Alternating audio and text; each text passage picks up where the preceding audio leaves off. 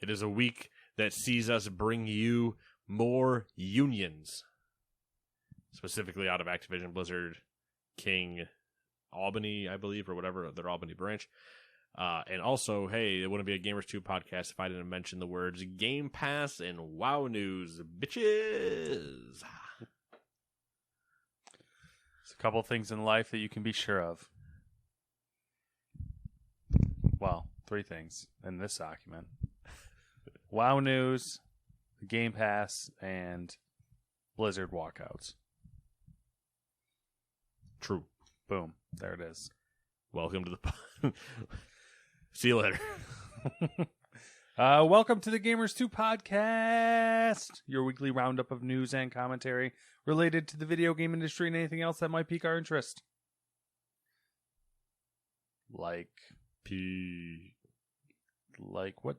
What's piquing my interest this week? Is there anything outlandish? Supremely outlandish. Supremely outlandish. Or not, I guess. I mean, it could be normal. I'm always Googling weird shit. Now, when I'm trying to think of something. When you want to think of it, you can't Google weird shit? Yeah. Yeah. It's kind of weird. Damn.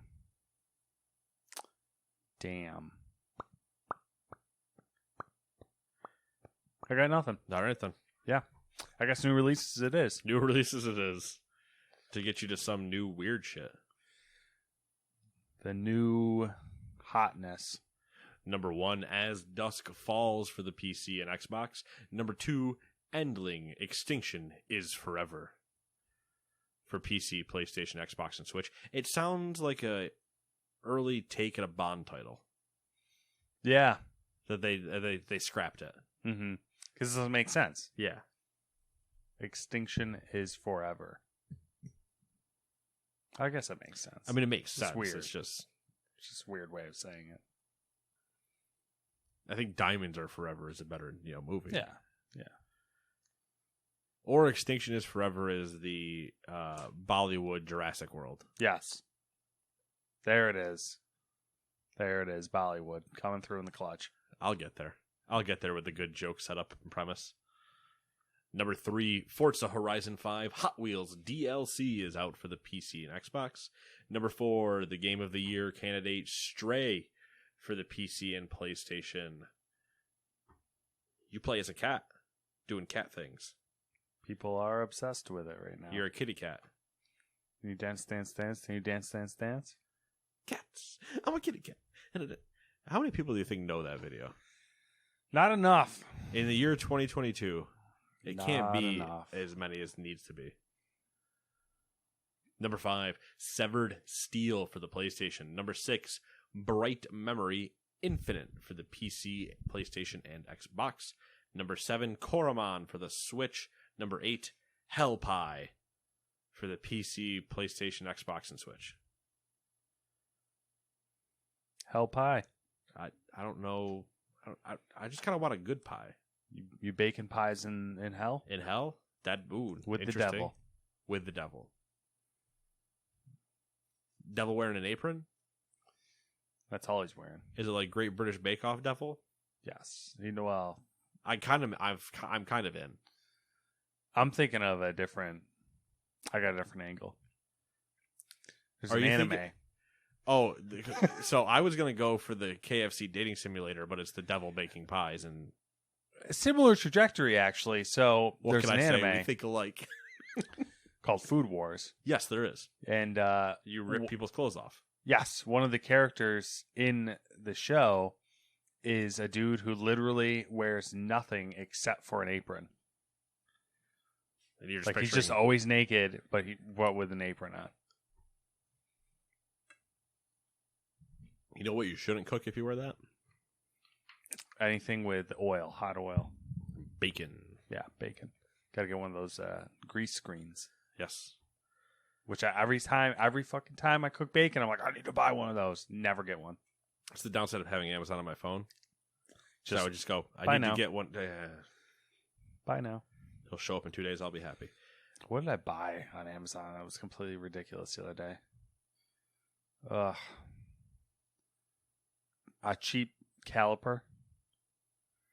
Like a brake caliper? No, like a caliber, like a slidey thing that you measure.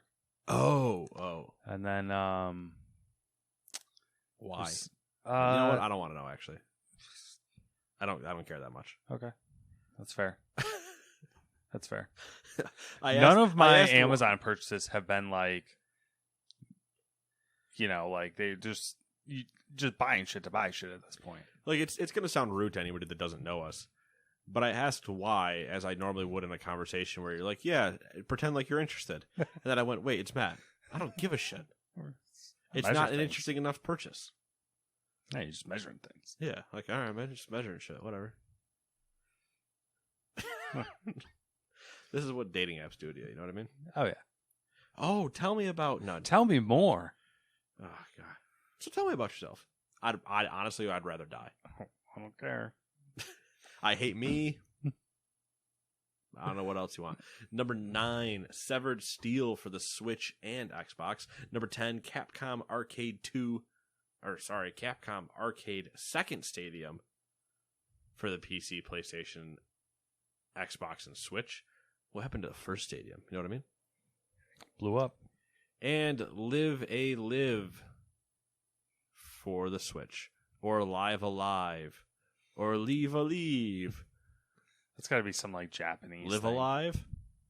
Leave Alive. It's probably Live Alive. Or is it Live a Live? You know what I mean? It's too complicated. The best part is I don't know what you just did, but for some reason out of the corner of my eye, it looked like you turned your iPad sideways or upside down, and I was like, it doesn't matter how you look at it. It still says the same thing. That was my immediate first reaction. It does. My iPad has this glitch where it'll do this when it... Oh, yeah. It doesn't fill the full thing on a snap. Yeah, if I change it too quick, it'll... Yeah.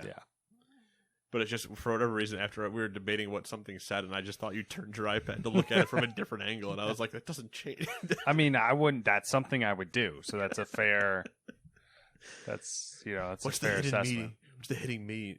It's the worst part, too, if you get somebody that sends you a picture wrong, and you turn your phone or something to like see it in the correct orientation, and your phone just snaps the wrong way, and you're like, that's it, I'm doing this shit at 70 degrees because I'm not rotating it. Yeah. We've all been there. Too frequently. The weird Amazon purchase was Baba Black Sheep. Oh, the book? No, the TV series. Huh? There's a TV series? Yeah. That's not just Shaun the Sheep? No, so... It's fair. That's fair. Fair assumption. I'm worried.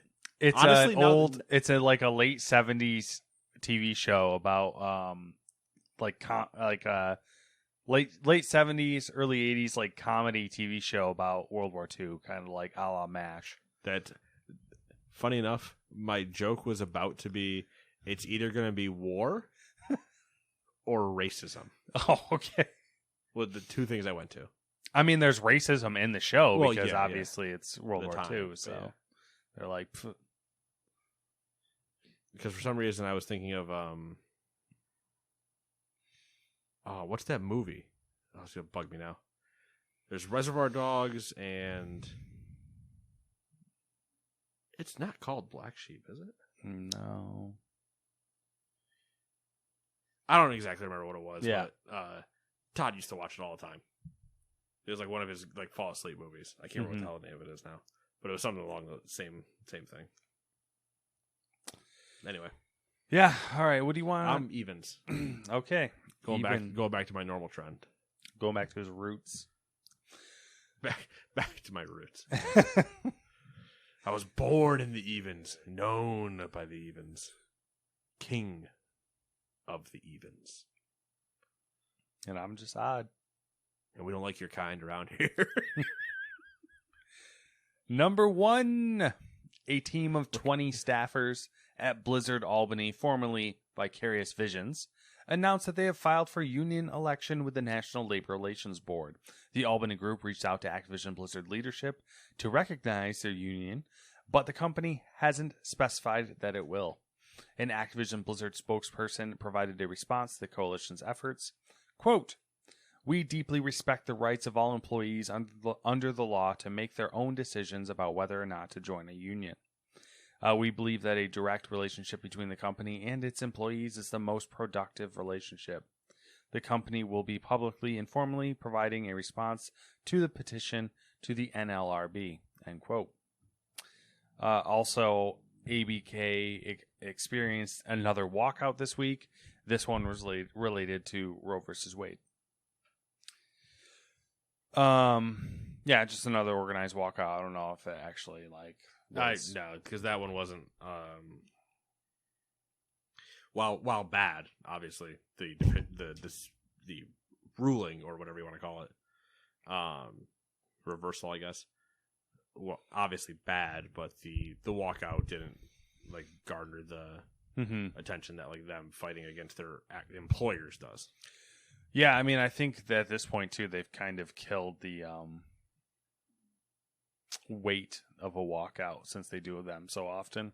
A little bit of Boy Who Cried Wolf kind of. That the vibe you're going for. Mm-hmm. That's the one.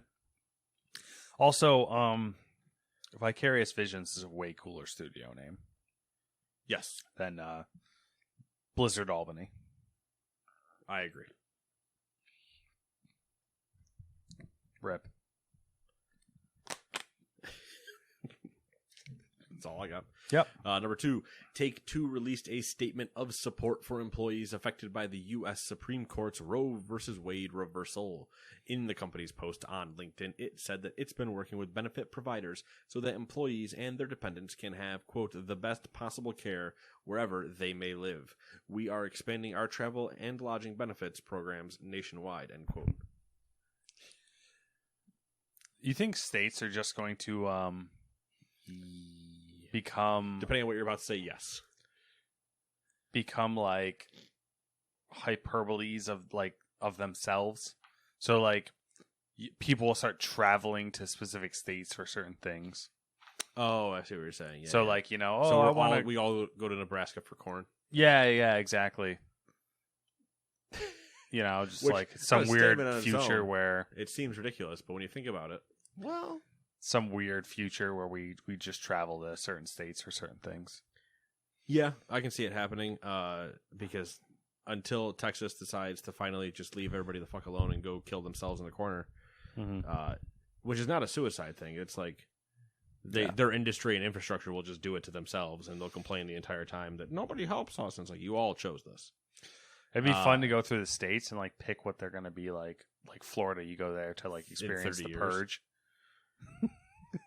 It'd be filled with so much drugs and in those swamps from exotic animals that would just actually instead it would be like the movie Anaconda. Yeah. I'm not going to get into a political conversation, but I think Texas was going back into the courts again to start trying to code another law somehow to prevent if employees left to go around their archaic restrictions and everything. And basically Texas is oh no, I'm happy that we got the one rule, but people are just trying to go around it now. So we need to outlaw this everywhere. And you're do you not understand that no one likes you?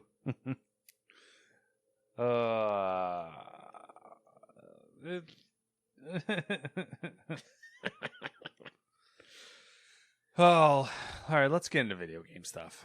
Do we? Not really, actually. It's all just garbage. I mean, I'll find a way in, but still. Don't. Electronic Arts is overhauling its technology department, splitting the structure into 2 pillars, following the announcement of its chief technology officer's upcoming departure. After Ken Moss leaves, 2 execs will take on new positions to lead the different pillars EA is now setting up. Maraja Radolovic Nashtik. I don't know. I just shot that out there. So now I gotta. I wasn't looking. I wasn't following her along, but now I gotta look.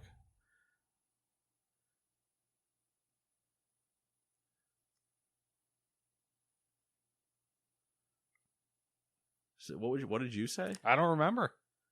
All right, fair enough. Anyways, You win. Is this a girl, you think? Yes. Okay. She's currently Senior Vice President for Development Technology and Solutions and will take on the role of CTO for Creative and Development. Who comes up with these titles? Focusing on the teams that build tools and solutions for the publisher's development studios. Meanwhile, Matt Tomlinson will step up from being Senior VP and Chief Information Security Officer to become CTO for Enterprise, concentrating on the tools and platforms that govern live services, internal operations, and, quote, areas of future technical innovation, end quote.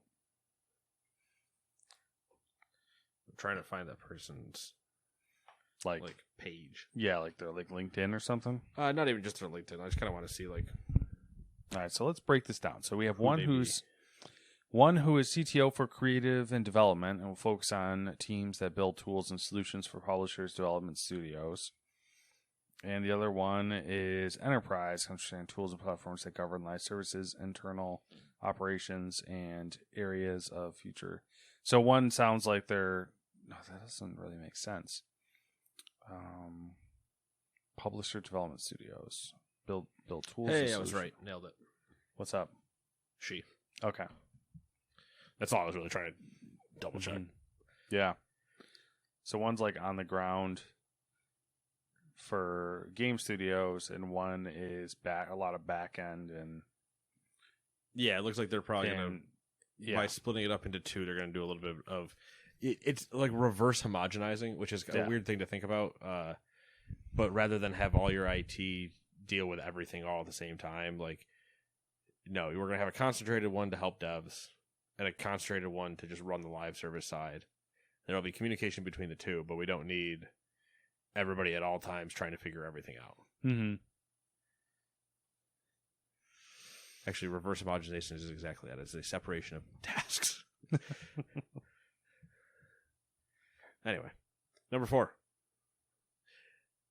I guess it'll be an interesting thing going forward. Is more for me the case, because it doesn't really matter on the outside to us.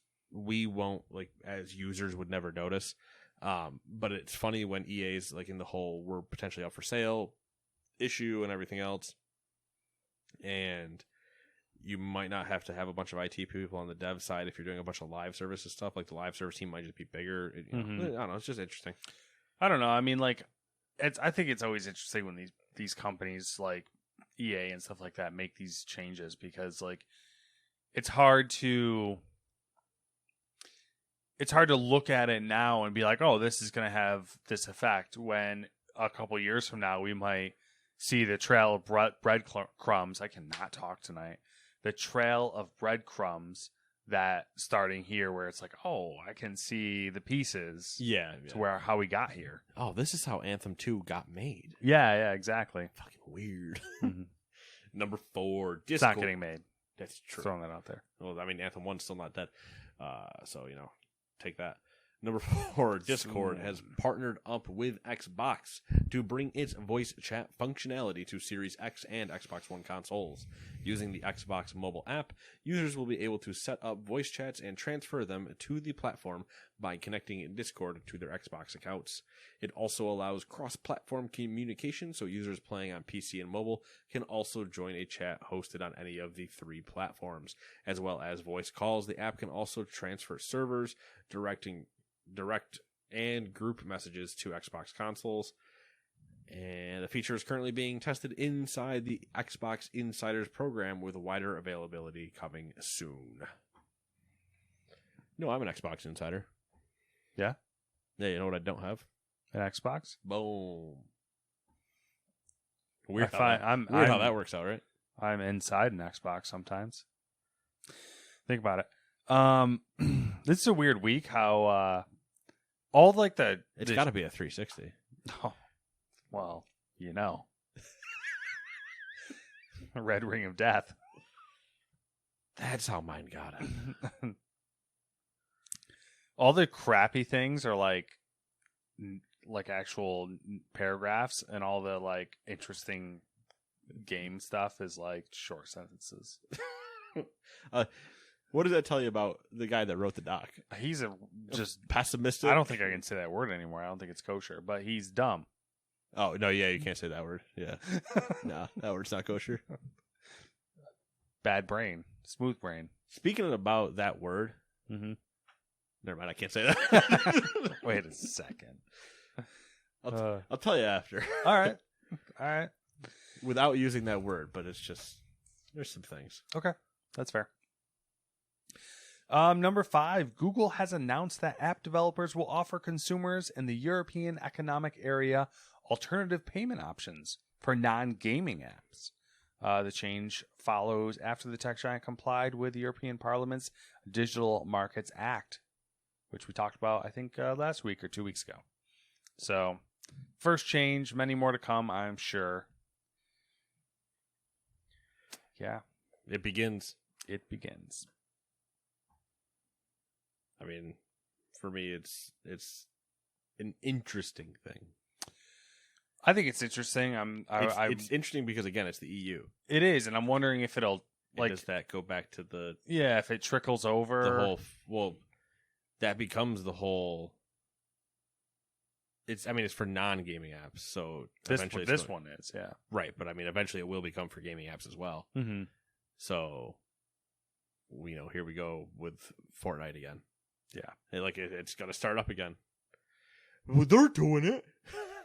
It's basically going to be the defense in court. Yep. We're going to get a whole new round of lawsuits. Just give me the same judge. Yeah, she was pretty good. Number 6, Minecraft, along with parent company Mojang Studios and parent company Microsoft, even though they're not in this story, announced that non-fungible tokens, aka NFTs, and blockchain aren't supported or allowed on the platform. The decision for rejecting the technology was attributed to the concern that they would create disparities playing Minecraft. Also, if you needed a Minecraft and NFT, what?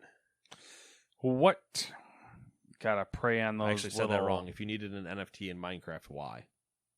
Gotta prey on those, those. This those is my kitties. diamond block. And I specifically want only this diamond block. And this is my diamond pickaxe. And I specifically want only the... Shut up.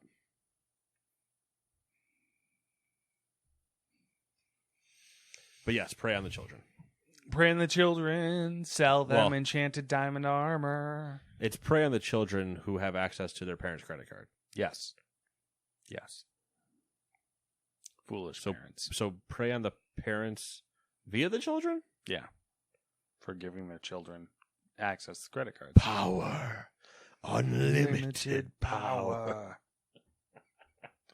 No, I'm picturing them redoing like one of the 90s commercials, except it's a child with a credit card in their hand pointing it at the TV to buy whatever they want, and it is exactly the Sidious lightning hands from episode 3 just into the TV, and the child is doing the unlimited power thing as done by a Sith Lord. Did you ever have any instances of spending money? My parents' money? Yeah, accidentally or inadvertently. I don't know about accidentally. Oh. I mean, if we're going to be honest about it, probably on purpose.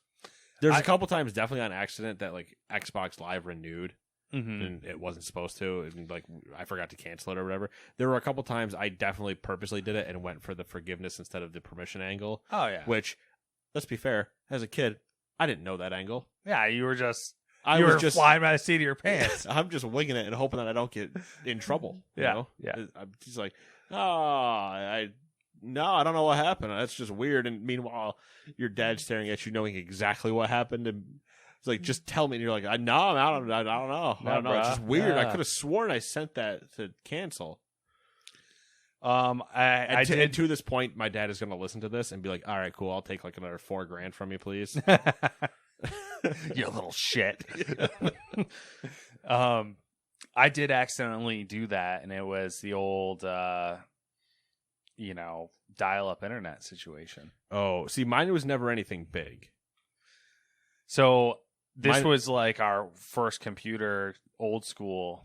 We're old. Beep boop, beep boop. Yeah, exactly.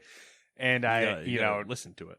no one really knew how that worked at that point because, if anything, I had the most knowledge of it, and I didn't know anything. So, long story short, we ended up with a $900 phone bill. Yeah, see, I never did anything like that. Mine would be like $15 here, $20 somewhere else. Yeah. The Xbox one was $60 because it was a year, Mm-hmm. so that one was an issue.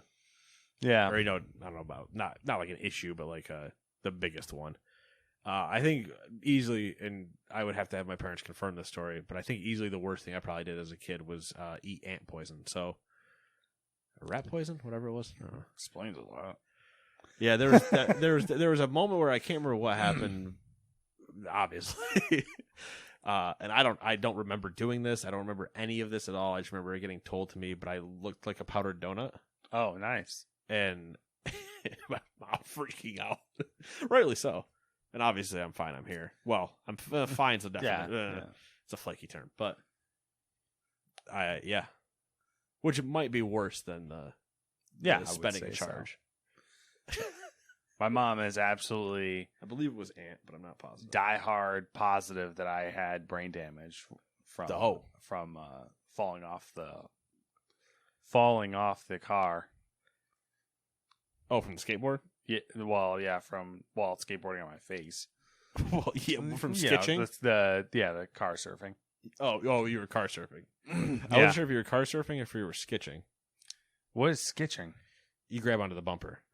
No, well, yes, and yeah, either a bumper or I guess cars. Well, there's car surfing where you're literally on top of the car. It was that at that time I was on top of the car. Right. The other one would be skitching, where you're either grabbing onto like the rear bumper when you actually could grab onto a bumper, or you'd be like in the passenger side window. Yeah, that wasn't that time. That's other times. That's the other time where you tore up the entire bottom half of your body.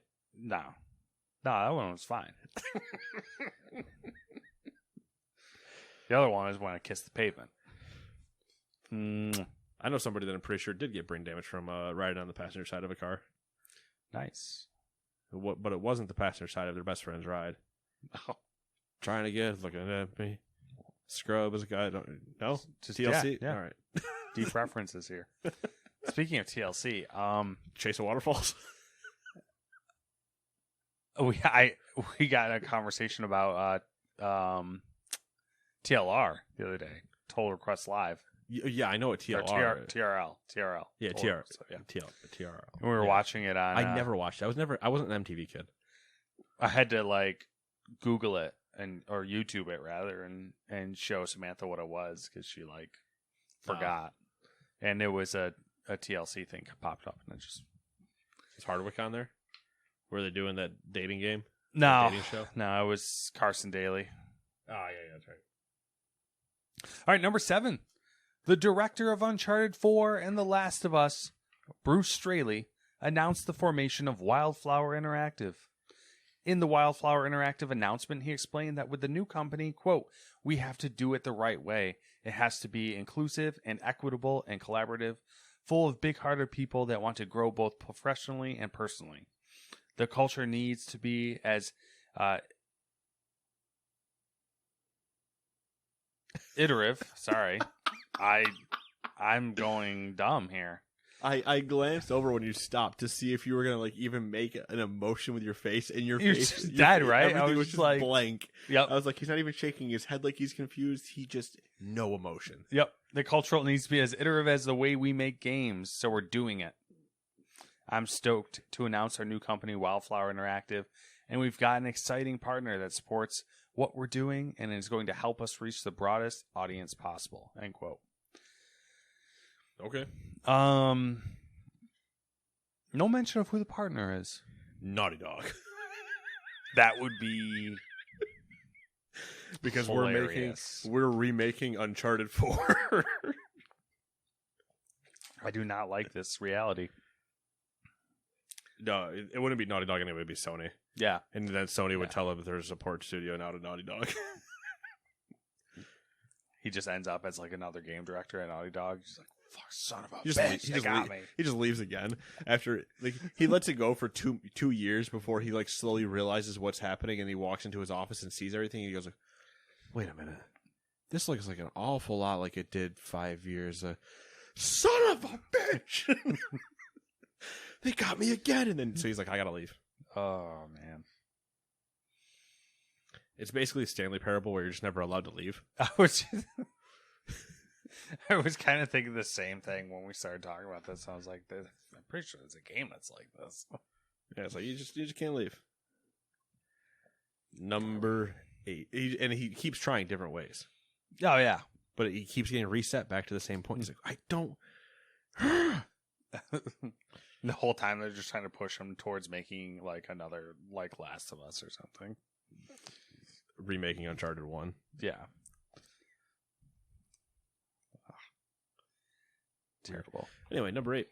PlayStation is continuing to ramp up its investment in esports with the acquisition of technology platform Repeat.gg. Repeat.gg hosts leaderboard tournaments that are designed to make esports more accessible. It tracks how players are performing in games, allowing them to participate in competitions without having to be online at the same time. The company has hosted over 100,000 tournaments with more than 2.3 million participants. Repeat.gg stated that it will continue to feature games on platforms outside of PlayStation, including mobile, PC, and other consoles. Every time like I do the news, I'm just reminded of how old I am because I'll see these things and I'll be like, what the fuck is Repeat.gg? Yeah. And I'm like, I don't know. A lot of anything that has a potential esport around it, .gg has been like the .com of the last 5 years. Yeah, Bubble. Not even Bubble. Okay. Like a marketing thing. Marketing, catchphrase. What do I want? Not catchphrase. Catch-all. Not catch-all. The new hotness. It's just like the thing. Yeah. Like how .io was around for a while. Mm-hmm. But like only Itch and Raider really have it as the two things that I know that definitely ended. If I want a GG, it's going to be related to an esport in some way. Okay. Which makes sense, GG. Yeah. And I think that's the whole joke around it. And now it's just become a thing. Yeah. Oh, well. Like if you were going to repeat.com, mm-hmm. Nah, man, that doesn't sound cool. That doesn't sound esportsy. Repeat.gg, esports. It's the equivalent of if you had a rectangle button and then rounded the edges on it. Mm. And you immediately go from 1996 to 2013. Yeah. Yeah. What does Google call that? They have doing the button typing? They have the design philosophy that's like, well, I don't think they're on that anymore, but there was a thing for a while where are you giving me HTML fucking history design discussion? I mean, maybe, but it was like they had a name for it, and I can't remember what it was. Where like everything was like flat, and they had like certain the corners were curved and all that. It's basically it was a version. I don't know what Google called it, but I know what you're talking about. But it was a version essentially of modernizing everything. Yes, yeah, was to not make it as rigid, and you wanted to be more fluid with what you had, and you know.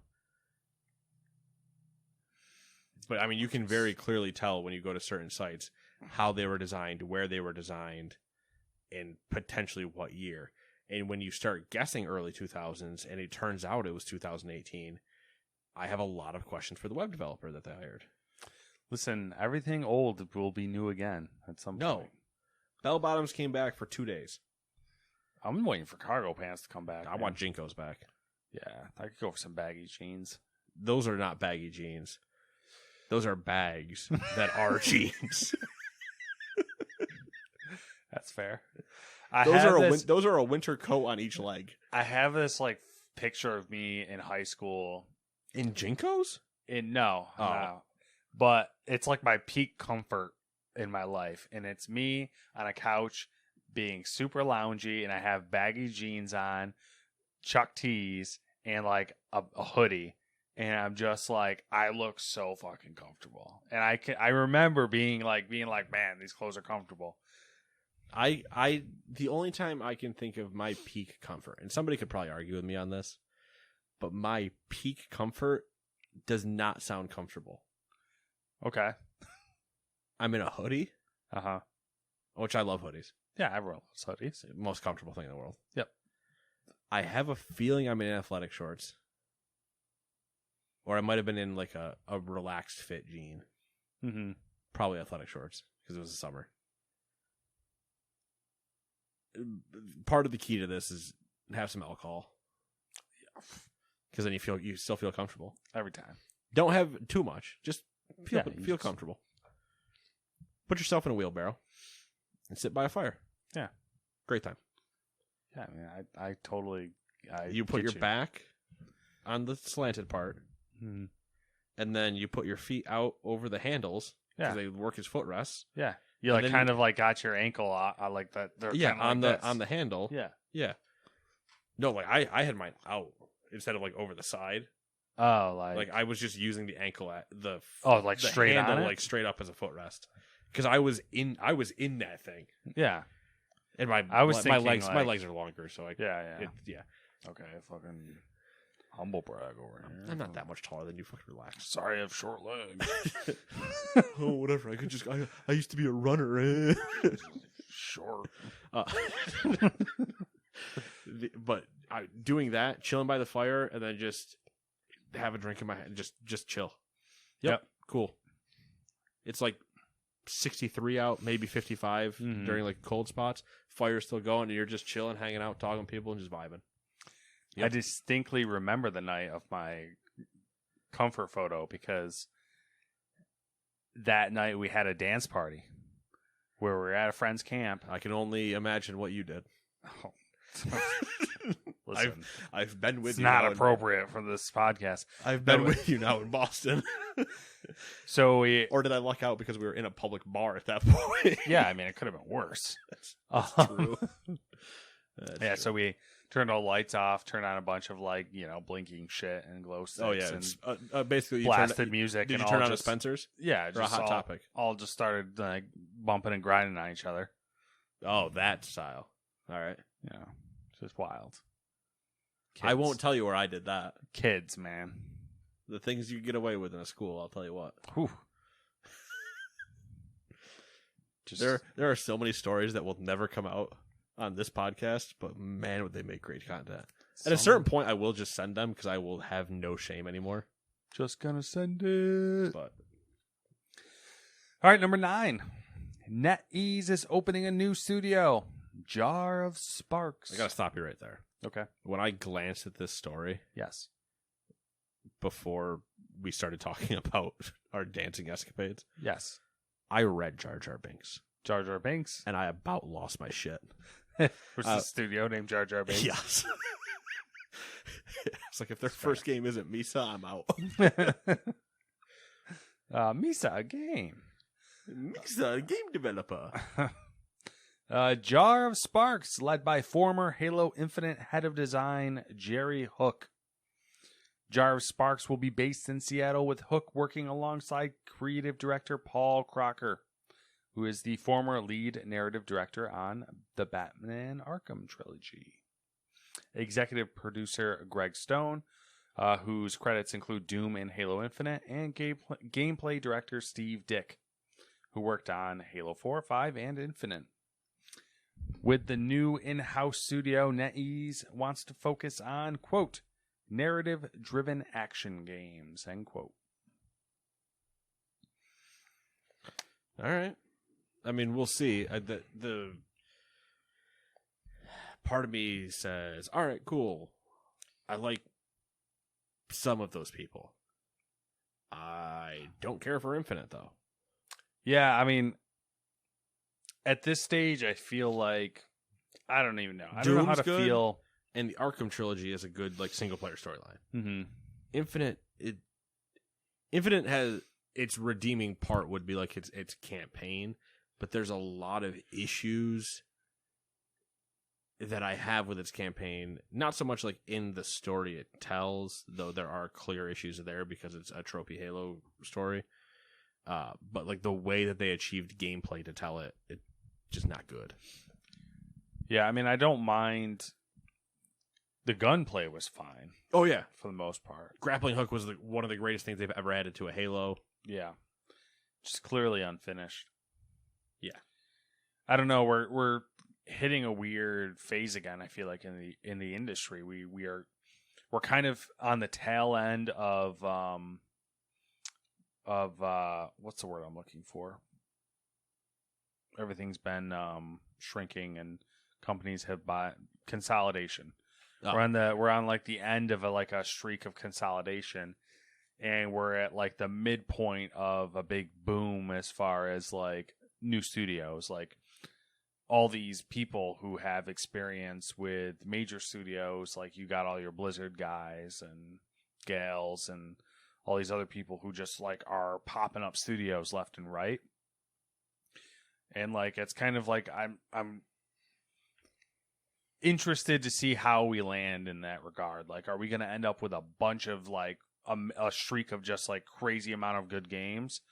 Is it going to be like some weird situation with the economy and the way it is? Or are we going to get a recession and then we're going to have another streak of consolidation to where like, you know, all these new studios get chewed up? But some of them are already getting chewed up. Yeah. Yeah. Haven. I mean, Haven has been created and now bought in 2 years. Yep. That one's a weird one though, because like Sony clearly helped create them with the idea of buying them. Yeah. But like all of the studios under Morhaime stuff, and that's my crazy tinfoil hat theory. Is I think that once the Activision Blizzard deal is finalized and Microsoft takes over, and things are already seem to be running a little bit better at Blizzard after what's that guy's name? Quick there. Oh, Mikey Barrow. After he took over, things seem to be more like, at the very least, they're more open about what they're doing. Yeah. I wouldn't be surprised if you see all these little studios that are ex-Blizzard employees start to get like scooped up again, because they're like, we want to come back. You guys have, you know, it's nice there again. Maybe. But whatever. Whatever. I'm just here for the ride. As are we both. Number 10, FaZe Clan has officially gone public via a SPAC merger. The deal, I'm saying SPAC. I don't know what it stands for. I don't care. The deal values FaZe at $725 million, according to Axios, which is lower than the original $1 billion valuation for when the merger was announced in October. FaZe is now trading on the NASDAQ exchange under the ticker symbol, you guessed it, FaZe. Whoa! They did just win CSGO IEM Cologne, I believe, in an absolute banger of a grand finals against Na'Vi. I'm curious if when they win things like that, if their stock value goes up. Probably, which would have been funny because the merger, that this is now live after that happens. Yeah. Where the before and after would have been interesting. Yeah. But yeah, I actually watched it. It was the finals was on Sunday last week. Maybe. And I randomly tuned in because I was like, oh, what's going on? I was looking for something to watch at like Twitch at 10 a.m. And I was like, wait, IEM Cologne is on, and they're in the oh, it's grand finals. Okay. Oh, it's Na'Vi and FaZe. Okay, I know a couple players on there still. I don't like that term. I've watched a couple players on there before. I don't know them. So I was like, oh, I'll tune in or whatever. And they play best of 5. And I don't know if you are familiar with CSGO. But in what regard? Like, you need 16 rounds to claim a map or whatever. I don't know those details, no. I believe it's 16 rounds to claim a map, because you can go 15-15, which means you have to go to overtime. And then, you know, one's playing as T side, one's playing as CT side. Mm-hmm. And then it's a best of 5. Okay. And you go through 5 maps that you can have bans and picks for, kind of thing. Okay. They went all 5. And then we're still within like 2 rounds at the end. Like it was like 16-14 or something to finish the whole event. So it was a crazy match. Then there was a tiebreaker in one of those matches as well. Damn. Oh yeah, it was absolutely nuts. It was so much fun to watch. Cool. And I don't usually watch, like, it's the same thing with when the international happens for Dota. I don't watch Dota. Yeah. Dota's even harder for me because I have no idea what's going on. I mean, I watch League, but League's easier for me because I've played it before and whatever, but to like know what's going on. But there's a lot more micro gaming you can do in Dota. I'm like, all right, I get the concept of what's going on, but the casters for those events and the player and everything, like the events are massive and they're insane. IEM Cologne, which is the Intel Extreme Masters, the place was slammed. Crowd going absolutely insane. Anything's happening. Players are jumping out of their chairs, yelling at the crowd, like, let's go. You know, it's just everything you want. Interesting. Making things happen. Making money moves. To the tune of $725 million. That is crazy to just stop and think about for a second. Like, 725,000,000. Like 5 years ago, we would have laughed if someone would told us that. Before that, I remember when FaZe got formed. Yeah. And it was a meme. That's because funny. it was when all of it was like during the COD days of like game battles still being the big thing. Mm-hmm. And MLG game battles. And there was Optic was like the OGs. And there were a couple other random teams. And then FaZe showed up. And I can't remember who ran FaZe at the time. But they would just run their mouth. They were the bad boys. Yeah. They were the guys that were showing up wearing like dirt bike jerseys. The fuck? Well, you just remember that vibe? Yeah, of, like, yeah. all those jerseys that were around at that time. Mm-hmm. That they very much exuded that. Because like I considered like the paintball jerseys to be like dirt bike jerseys, basically. Yeah. It was all that. Yeah, exactly. It was all that same stuff. Like, you're like, oh, you guys are just ripping off Fox. Mm-hmm. They've now like continued and established themselves, and here they are. There are a few esports organizations. I mean, comparative to like Fortune 500s, but probably 30, and I couldn't name all of them off the top of my head that have been like around for more than 7 years. It's just mind blowing to me. Like, I don't even know how they make money. Like, I guess I don't even know. I don't know. A lot of it. I mean, you're prize pools, I guess. You're into prize pools, you're into merch, you're into advertisements, you're into fan generation, you're just into all of that stuff. So you always end up starting with like a capital from somewhere, obviously. Yeah. From some other venture. But then you get into that and you're doing, the FaZe or Optic, but you're also partnered with whoever and yada yada. You have X amount of sponsors, and then you compete in all these tournaments. But where FaZe, sure, they had a CS:GO team. They'll have a Call of Duty team. They'll have a whatever. Like they have, multiple teams that they're sponsoring. So they're doing, it's a whole thing. But it's also why a bunch of them don't survive more than a couple of years. Yeah. Yeah. It's hard to pull off. All right. It's that time. WoW news, bitches. I forgot I introed with that. Yep. WoW Classics Wrath of the Lich King will let you play as a Death Knight without having to level another character to 55. You can just jump right into it. And it's launching on September 26th.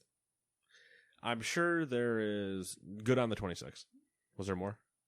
That's it for Wrath. Okay. 26 is good. That's about, I don't know what Nate's predictor machine said, but I feel like I called the September launch. All right. Because that gives you a September launch to give you a month to a month and a half worth of even 2 months potential distance between that and Dragonflight. And you don't want to step on each other's toes. That would not make any sense. You want to do Wrath for like roughly a month to a month and a half. Enough for everybody to level within the first 2 weeks. When I say everybody, enough for the majority of your players that are your maintain base to level within the first 2 weeks, and then raid on the week 4, and then week 5 or week 6 after that launch is when you would drop Dragonflight. Now, whatever that means for everything else, we'll see, but that's about where I had put it. I had put it not that late in September, but I'll still take a win anyway. I can. All right. Now for WoW retail. Go ahead. So I forgot about the other part. The Deathlight thing, good. That's a good thing. It's not original Wrath. Yeah. Your whole point is to go back and play Wrath and have fun with it, not Have to be level. the psychopaths that people at the top end are. Yeah. So yeah, just, hey, go play with it. Have fun. I'm sure there's someone complaining. I'm sure. You wouldn't believe the trials and tribulation I had to put in to level my character. Homie, this is not 15 years ago. Shut the fuck up. Yeah. It's just that thing of, shh. Let people enjoy Yes, exactly. Now for WoW Retail. There we go. I almost said WoW Classic again. Beginning this week with each region's local weekly reset, World of Warcraft players level 10 to 59 will gain an experience buff called Winds of Wisdom, which will increase experience gains by 50%. The buff will end at the start of Shadowlands Season 4. Which is August 2nd, I believe. So we got like second a week, or fourth, whatever it is. week and a half left. Yeah, about like a week and a half of. Better jump in there. Start leveling your tunes. I leveled 2 of mine before that happened. Does that count? Oh my god, fucking played himself. I didn't know it was going to happen. I figured it would happen during Season 4, not this season. Mm-hmm. Because I figured during Season 4 they would be like, all right, cool, go ramp up for Dragonflight, do whatever you want. Yeah, maybe they will. At the end I mean, of they Season 4. might at the end of Season 4 as well. Maybe I should finally hop in there honestly, and get a character all the way up. it's not even a good joke. That's just like, I don't know, what happens? Hitler 2 or Matt plays WoW? Hitler 2? Yeah. If I put money fair. down. Maybe Matt playing WoW would make Hitler too. Are you saying that the only thing stopping you from becoming Hitler 2 is not playing World of Warcraft? I mean, the first time I tried to play it legitimately, I almost did go insane. So, but no, the leveling boost is good. Honestly, I think at this point they should have just left it in until Dragonflight instead of Season 4. just make it a free for all. Well, just let everybody level. Like, who gives a shit? It's old content. Nobody cares. Mm-hmm. And we're still gonna we're having to go up another 10 levels next time anyway. Like, just let people go nuts. Or if you're gonna do it at the end of Season 4, make it longer. Give people a month with it to go nuts. Yeah, I guess it would kind of fit with the idea of them redoing the skill trait. What the fuck is it called? Skill trees? Talent trees. Talent trees.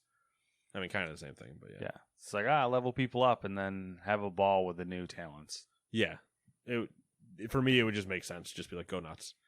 Like, what does people leveling new characters hurt you guys at all? It doesn't. Because once you tell them to go 10 more levels and there's no speed on it, they're not doing all of them. No. Only the psychos like myself and a couple others are going to do that. But we have problems. He needs help. And there's nothing that Blizzard can do to stop that. We're just degenerate. So we need to have a WoW leveling intervention. Stop that. Okay. I hate leveling. Here's why I did it. You want the fun? Wait, so you hate it, but you did it and now you're trying to rationalize it to yourself? No. The torture that you put yourself through? I'm not trying to rationalize it. How many characters you got that are at max level right now? Come on. Share with the class.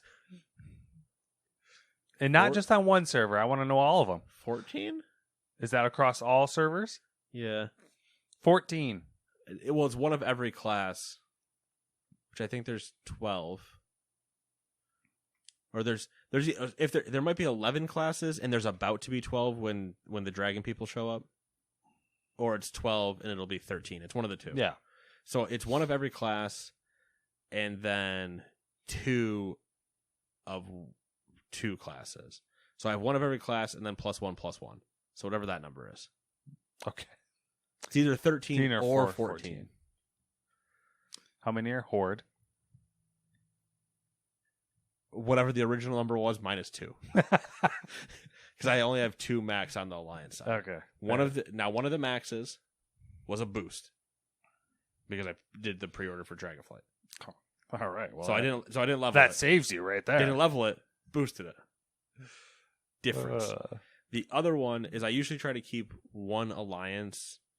Now it doesn't matter though. Before it was like I keep one alliance I have a couple groups of friends that like play an alliance. But now that it doesn't matter, there's like no reason to do it. One of them I didn't level. I was doing leveling, but not to get to 60, just to get to 50 to get the cool armor because you get the heritage armor for the race. And I got that, and then I went, okay, cool, he's there. I don't care anymore. I'm not playing him. But the reason I do it on all my horde ones, which are like the main ones, and actually probably will continue to only be the main ones because like literally the alliance ones now I don't need. Unless all of a sudden I'm mythic rating on Alliance, which if I'm mythic rating on Alliance, I'm just moving one of my Horde characters over. I hate leveling so much that when they put stuff like this in, initially, I would spam level during those times. Yeah. And I would make sure to keep everything at the top. That way I only ever had to go through the most recent content again. Mm-hmm. I never had to go through the pain that is the... What the hell is on my leg? Is there something on my calf, or am I just like twitching my muscle? I don't see anything. I just threw my phone on the ground. In response to you not seeing anything, phone goes on the ground. Screw it. But I would always do it during anything that gave me a boost. Because I was never doing it again. Like, leveling through Classic was one of the worst experiences I ever had. I did not hit 70 during... Burning Crusade Classic. I think I got to 65 or 66 and went, I'm done. Fuck this. Yeah. I'm not doing this anymore. Wrath, I'm buying a boost to 70 when it comes out, and then going from 70 to 80. So I'll always do like whatever the current content is, because one, it's easy to find people in, so you can just do dungeons the entire time, and you don't actually have to go out into the world. I don't want to go out there. It's ugly and gross, and people suck. But it's mostly like you play WoW and don't go out into the real world, and then when you're in WoW, I sit in the city. You sit in the city and in the dungeon, so you don't have to go out into the. Yeah. Okay. I listen. I do it like twice. I do it two. I think we're unpacking some real problems here. Listen, I don't want to talk about my. This is not supposed to be an intervention of me. This is just me describing how I play. Okay. So at the beginning of Dragonflight, I will go through the leveling process, which at that point you can't just do dungeons. Like, you need to actually level. Mostly because what they did last time, and I'm assuming they're going to do it again, is they locked the dungeons. So you were forced to go zone to zone to zone. But they locked the dungeon only to being like, you can only do the one dungeon because you're in that zone until you've like unlocked them all. And then if you chose to do a different way to level, you could have access to 4 dungeons, but not all 8. So there's a certain point where you're like, I just don't kind of want to deal with that anymore. So what I did at the beginning of Shadowlands, and what I will probably do again, is I bum rush one character up to max. So it'll be 70. And I'll go through all the zones, and that'll be whatever one that I'm deciding to like main, which was the Druid last time. It'll probably be the Druid again. I haven't made that official choice, but what the hell does it matter? It will probably be the Druid. Where that'll be the one that anybody wants to do anything, it'll be that character, yada yada. But if I get to a point where like the only time I can get anything gear wise in the first 2 weeks is like waiting for the guys to get on, because I don't trust anybody else to run quote high content with, then I'm going to need something else to do in the meantime. So I will start another character and go through that same thing. Usually something that fulfills a role I don't have. So if I'm doing DPS and healer on the Druid, then I'll usually level something that can be a tank, just so I kind of have my bases covered for being able to do things with people. And then this time around, it'll be leveling a dragon. All right. It'll either be the second or third thing I level will be a dragon. That's the plan. I'll level it, it'll be there, and I'll have it, but I'll never be able to play it. I might be able to play it, because I'll be the healer. So I might be able to play it by just saying I'm going to play the healer, and I'm going to be a dragon, but I'll never be able to DPS on it. More than likely, because everybody else will be also wanting to do the same thing. Interesting. I have a problem. Hey, it could be worse. Yeah, it could be drugs. It could be. Could be.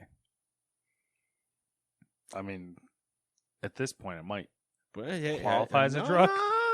No, we're not talking about that. All right. I don't get financial benefit from. Should we rip through some short things? Yeah. The Wii U and 3DS eShops will close on March 27th, 2023.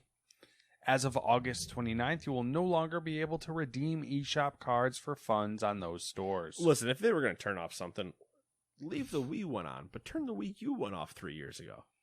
You know what I mean? Yeah. I'm just glad they're ripping the Band-Aid off and we're Switch now. That's it. Only Switch. Steam Deck performs at its best in ambient temperatures between 0 degrees Celsius and 35 degrees Celsius. I know you were dying to know.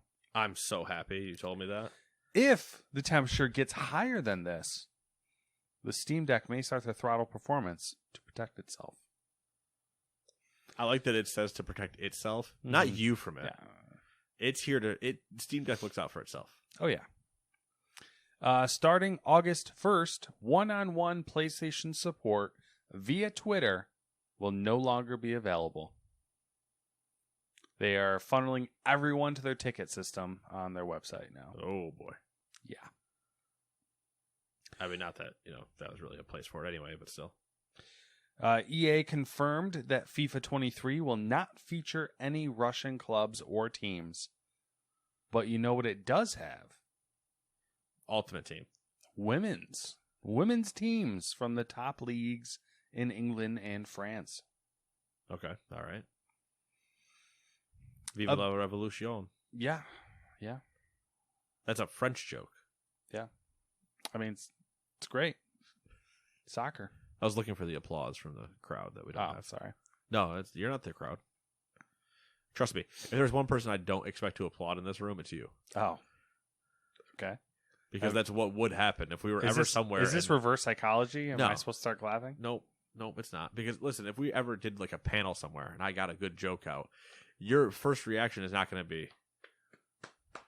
Your first reaction is going to be a quick groan, and then a laugh, and then probably a sigh, and then a whatever. Maybe. Well, I'm basking in it like an arrogant dick. Walking up and down the rows because I've decided that I'm not good enough for the stage anymore, and I'm just wandering around the Turns room. into like a wrestling event, and you're just walking up and down. Like I'll RKO a fan, just absolutely not paying attention. Sprint up behind somebody, break his neck, lawsuit. All right, I'll make sure to put in the description of the panel. Okay, May potentially be RKO'd out of nowhere. You have to sign a release before entering the room. That just at any point might get RKO'd. Can I get the legal clarification? Can we make sure that is in there? Obsidian's Grounded is getting a TV series. It'll be adapted by Star Wars Clone Wars writer Brent Friedman. No Man's Sky got another update. This one called Endurance. It's the 20th major update for the game. That's so many updates since 2015. Yeah. 20. Can you believe that game's been out as long as it has? And they haven't made No Man's Sky 2 Sky Harder? Sky Harder. All Man's Sky. What if No Man's Sky and Grounded took place in the same universe? So you just land on a planet and have the potential to just crush 50 people because you land on a space that's so big. I like this. Mass death. That sounds great. It's not mass death. It's just what the reality would be in Honey, I Shrunk the Kids. Yeah. Like there's a solid chance that at any point in that movie, it's someone over. just walks by, just kills everyone. Dog, human, anything. Yeah, squirrel.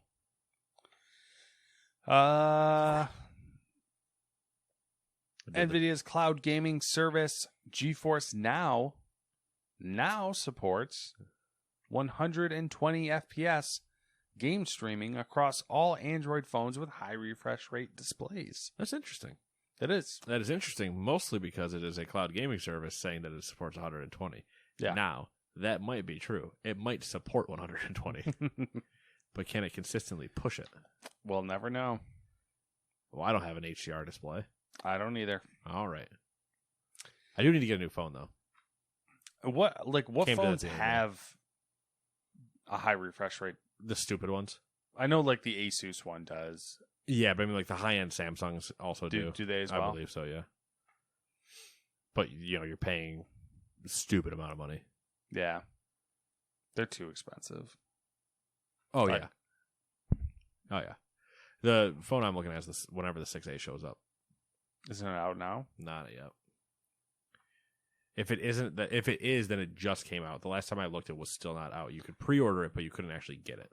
There's that one phone too. Everyone's The making a big 6 deal is out out, of but it. not the A. The one that's got like the goofy LEDs in the backlight, in the back Yeah. back case or whatever. I'm just going to go back to, because I had a 3A, and then that's the one that I was stupid with and broke, and it resulted in this. So I was just going to go to the next A, and I might as well just go to a 6A instead of a 5A, because it's not going to be much Google different. phones are good phones.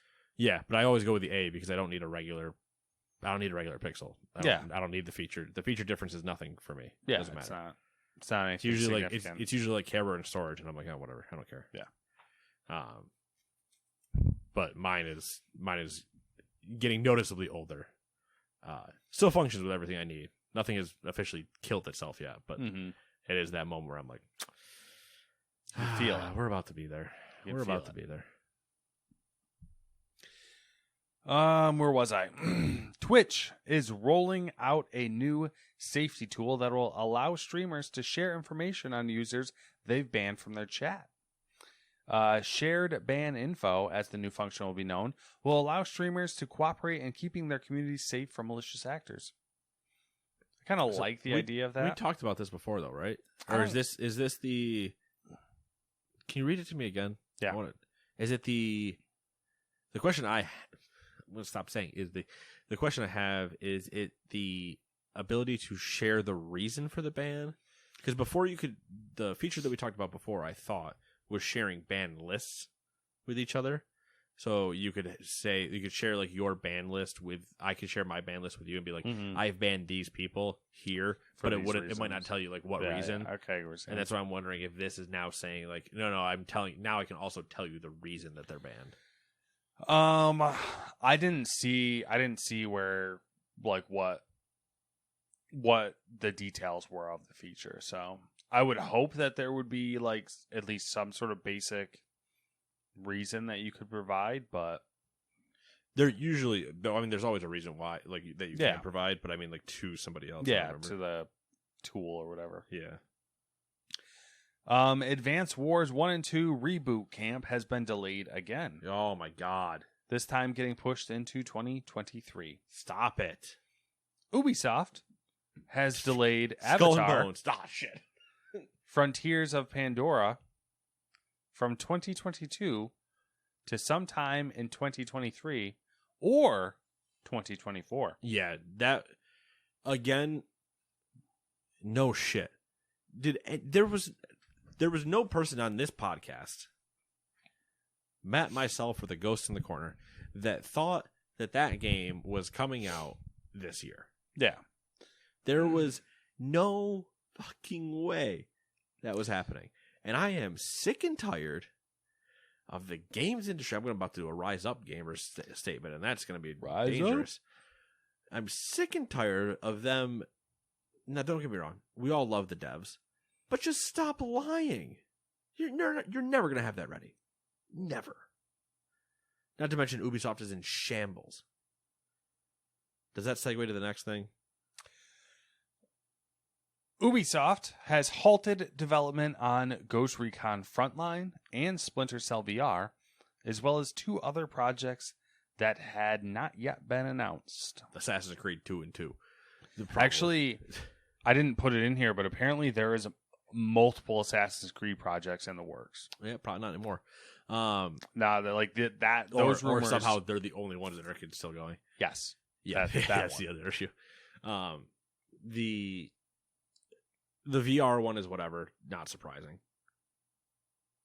The Frontline one is hysterical because if you go back to when that got announced, Matt and I came on this podcast and said something to the effect of, why the fuck would they make this? Yeah. It doesn't make any sense why they're doing this. They're years late to the game of doing it to begin with, and this just doesn't make any sense at all. Because this was that random Medal of Honor studio. Or not Medal of Honor studio, but it was the random Ghost Recon studio in like Eastern Europe somewhere. Yeah, I don't know. I was like, all right, cool. And then after this came out, there was I think that you qualify them as rumors, I would say. I didn't look into them too much because I was just kind of disgusted. But there's like multiple, as in like 3 or 4 Assassin's Creed projects being worked on. I believe it. So there's 2 that we know of exist, which is the next installment, which is supposed to be like a smaller one. And then there's the live service one. Yeah, which was that one called Infinite or something like that? Infinity or something. And then apparently there's like 1 or 2 more. Like there's like another mainline installment. And then, which will probably fall under the smaller category again. Yeah, unless they're counting those as like part of Infinity's, like it actually having it be a live service thing with putting basically full level scale things in it. Mm-hmm. Which could be the 2 unannounced things is like their season 2 and 3 for Infinity.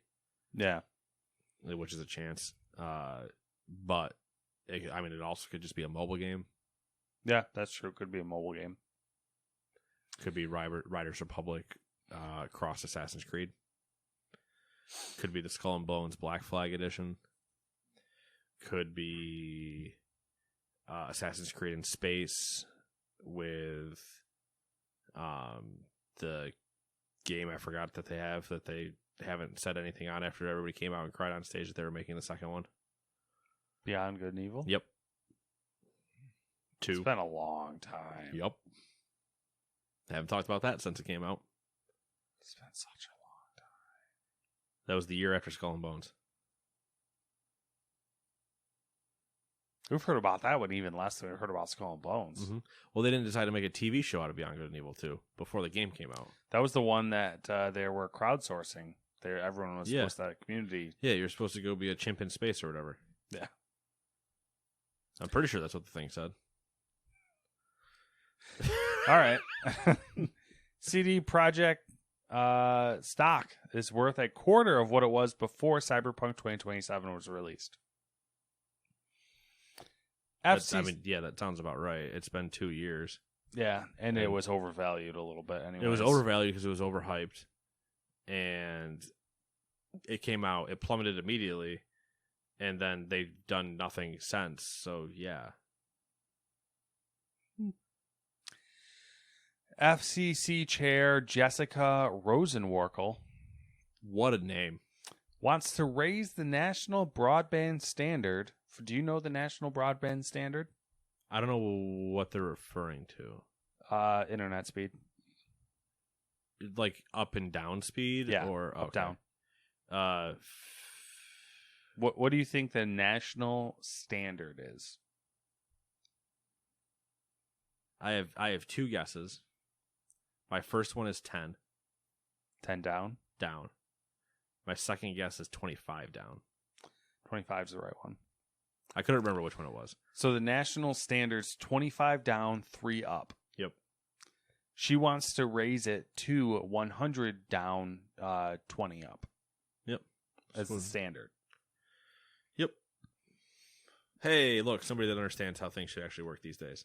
Yeah. I mean, that I feel like is a realistic goal. Still too slow, but it's I get it. It's a realistic place to start a mandate from. Yeah. In 2022. Hey, this is your minimum now. Yeah, yeah. No More Heroes 3 will be released on PC, Xbox, and PlayStation on October 11th. Teenage Mutant Ninja Turtles: The Cowabunga Collection is coming out on August 30th. Teenage Mutant Ninja Turtles, Teenage Mutant Ninja Turtles, Heroes in a Half Shell. Sued. Persona 5 Royal PS4 owners won't be able to upgrade it to the PS5 version. Take that, nerds. Nerds. Star Wars: The Old Republic's creative director Charles Boyd is leaving BioWare.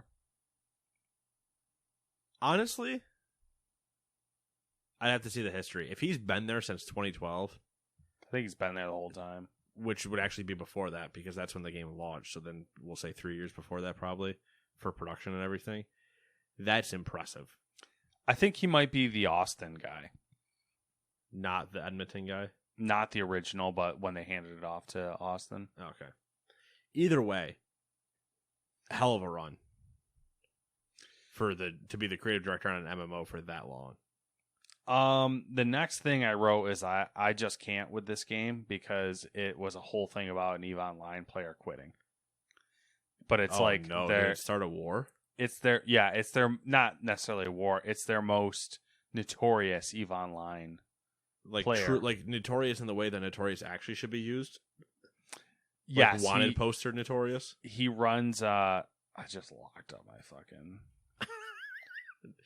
Do you want me to grab it?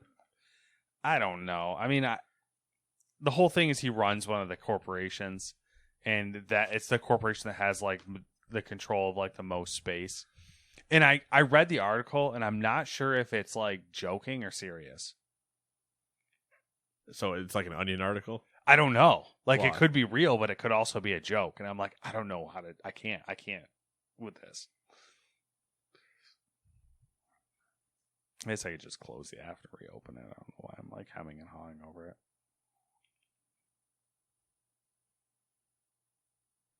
Oh, hold on. I'm pulling up the story from PC Gamer. EVE Online's most notorious player has quit the game. Goon Swarm is up in arms. I'm not going to read this whole article. No, you can probably skim some parts. I'm going to skim through it for fun, but this is from Andy Chalk over at PC Gamer, who has a hell of a history with PC. Let's see here. The Mittani, a legendary and polarizing figure in the sprawling sci-fi MMO EVE Online, is reportedly stepping down from his positions as CEO of the Goonwaffe Corporation and executor of the Goon Swarm Federation in-game organizations. Although in EVE, the line between the game and real life is pretty blurred. That control a significant portion of the in-game space. The resignation comes amidst allegations. I might read this whole thing. It's so outlandish. The resignation comes amidst allegations that the Mittani failed to adequately address persistent sexual harassment and misconduct in their organization. What the fuck? What is that? You know what I mean? That's what I'm saying. It's all right. So he has a bunch of stuff going on, including in real life, because I don't think he's talking about his dog potentially dying in the game. Unless Eve did that, which honestly, at this point, there's a chance. Alligator, one profile again for replacing abuse and endorsing membership. Okay, but his resignation could also be a sign of the deeper schism within Goonswarm between old guard goons, as Something Awful members call themselves, and newcomers who aren't necessarily inclined to embrace SA's version of internet culture. Something Awful was founded in 1999. As a personal website for Richard Lotax Kiyanka. But its forum community took on license as sort of a precursor to 4chan and Reddit, became a foundational part of online culture. Gizmodo ranked it among the 100 websites that shaped the internet as we know it, which I don't know if that's a good thing or not. Maybe said that just a bunch of other bullshit. Oh my god, I wish There's so much other bullshit. Oh, I might snap this thing in half. In 2011, he was banned from EVE for 30 days and removed from I fucking love Eve. Banned from EVE Online for 30 days and removed from his position on the Council of Interstellar Management for urging players at FanFest, EVE's annual community convention held in Iceland, to dogpile another player and make the guy kill himself, in quotes. But this one seems like an even bigger deal. The Gunstorm Federation, the Imperium Coalition it leads, is one of the longest-lived and most powerful organizations in EVE history and has dominated the game for years, despite multiple concerted efforts to dislodge it from power. The resignation of its leader and a possible split within its ranks could have an impact on EVE Online equal to any of the biggest wars that preceded it. It's just so wild. This basically reads in such a way that, like, the United States essentially stops functioning Mm-hmm. and just says, every state, you're on your own. You're your own country now. See you later. We're out. Yeah. Which, when you think about it, is a radical change in how things would function. Yeah, I don't know, man. Eve is just crazy with the it's just all crazy. Absolutely insane. I love it though. Love it. I will never play it. I tried a few times. I just can't. Like, it's just... I don't even know what to do. That's kind of the whole problem. joke is I almost want to stream. I've set up my full streaming stuff for WoW, so I can stream. Mm-hmm. I have almost debated now in the last 30 seconds in this joke, launching stream, going in, putting myself in the EVE Online directory, and then just opening up Excel, and then just leaving Excel open. Be like, I don't know, am I playing EVE? Am I doing this right? Question mark. What do I do? Teach the Twitch noob EVE because he has absolutely no idea what's going on.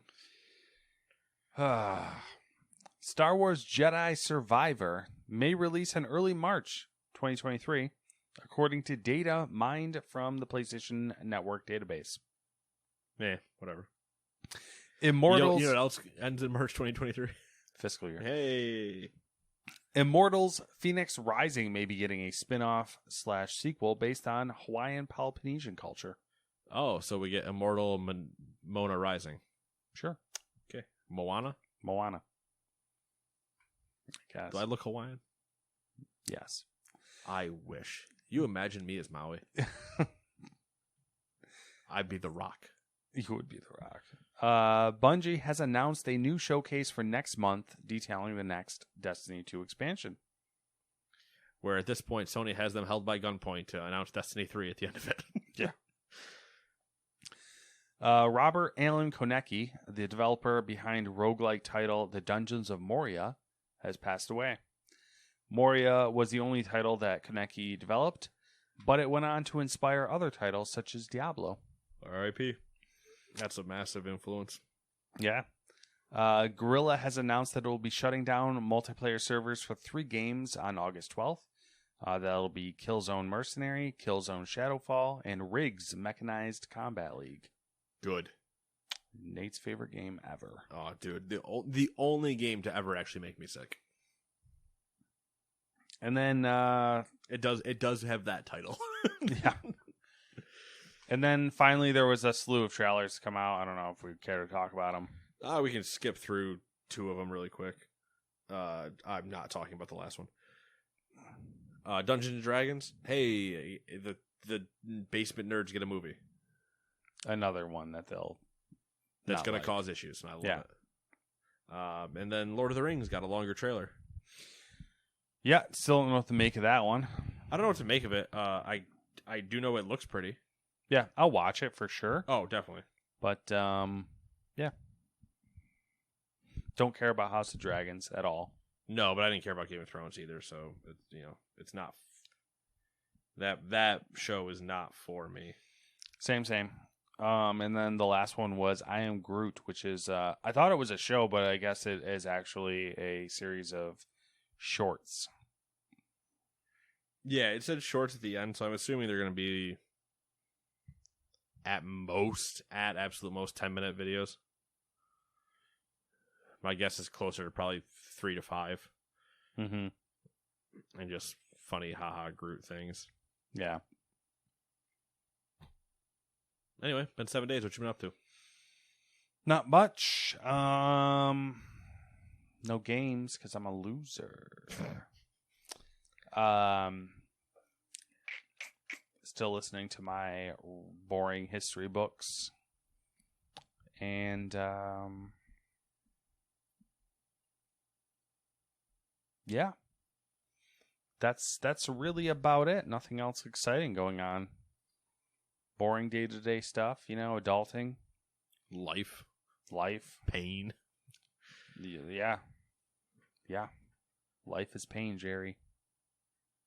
Life is pain. Yeah, I don't really have anything fun to say. I got nothing. Work's been crazy. That's normal. It ebbs and flows.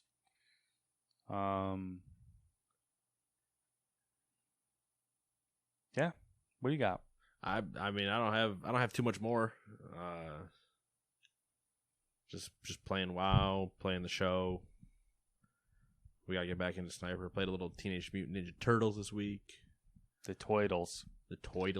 I might try Stray just to see what that's all I'm definitely about. gonna play that at some point. See what that's all about. That might be a this weekend or next weekend thing for me. Yeah, it's only like 4 or 5 hour game. Yeah. I think Ray's playthrough full video was like 4.5 or something. So yeah, I might sit down and bang that out or play it during the week while I'm doing other things. But yeah, that'll be in my list at some point, and then it's just been. I have not even come close to finishing the Witcher book. I just haven't even, for whatever reason, when it gets really hot out, I don't care to just listen to an audiobook. I don't know why. It's just like a me thing. Like I get in the car coming out of work and I'm like, I don't want to listen. I just want to jam out and go home. That's fine. So that's fair. I have moments like that too, and it's exhausting. It can get old listening to the same thing over and over again. Well, there's a couple times where I like need to be awake on the drive home. Obviously, like if I went in early or something where I'm like I know I'm not 100%. Yeah. Then it's like nope, not listening to a book right now. Yeah, I do the same thing leaving your house. I put on music and I usually blast it to try to just keep myself at full alertness. Yep, and then just jam and vibe. Mm-hmm. A lot of Night at the Roxbury going on. Yep. But yeah, so that's I don't have much left in it. I think I only have like 4 hours or something. Yeah. They're at the oh god, do I even remember where they are right now? They're somewhere. It's the retelling of all the stories from all the kings in Dijkstra going and meeting with them and telling the history of her grandmother then met this person and they never really did you read the good book? And it's like, oh my god, is this dragging? Because it's all dealing with a bunch of background stuff to give you context for what's about to happen, except it's not dealing with the two people you actually care about, so it doesn't matter. Yeah. So that's the other reason I haven't got back into it, because I know there's probably at least another hour of that where I'm just like, I am going to lose it. Yeah. There's a lot of like filler at certain points. Yeah. That's very much one of them right where now. It's like all context, but it's like so convoluted that you're like not really listening to it, and you're just like, all right, I get it. Let's yeah, because he went. I get it. There's a reason. Let's go move on. He went to visit the one king, but it's talking about the political games of how the one nation got formed, and then told the other nation that it wasn't. It was its own sovereign state, and then it was all. And I was just like, oh yeah, I know what part you're talking about. Yeah. Dijkstra's the only like main character in it. Yeah, he's like in that like port city. Yeah. And he's only there. He's there to get money, essentially. Yeah, he's there to get money because he's asking them for X amount. But then he's like, "Oh, well, you were going to bribe my official anyway. How much were you going to bribe him with?" And it's the whole thing. But yeah, otherwise it's just typical same old stuff. Watching Westworld. That's Oh, Westworld. Yep, episode 5 comes out this week. Am I watching anything? I still need to finish The Boys, but I have the last episode to watch. And I have the last watched 3 to watch. Yeah. 6, 7, and 8.